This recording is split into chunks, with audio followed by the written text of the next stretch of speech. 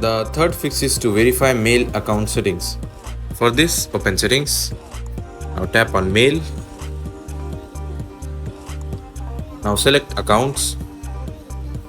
Now ensure your Gmail account is added and toggled on. Your Gmail account is added and also it is turned on. If not, add it and turn on. Now the fourth fix is to reset home screen layout. This sometime resolve your problem.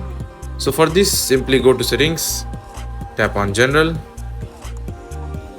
tap on transfer or reset iPhone, tap on reset and tap on reset home screen layout. Tap on this option. Now simply tap on reset home screen and this will reset your home screen layout and this will fix your problem. That's it. Thanks for watching. See you in next. Hello everyone. Today I will show you how to fix mail app missing from iPhone problem. So the very first fix is to check app library. Swipe right on your home screen until you reach library. Here. Now what you have to do, from here search the mail app and drag it to the home screen. Now the second fix is to reinstall mail app.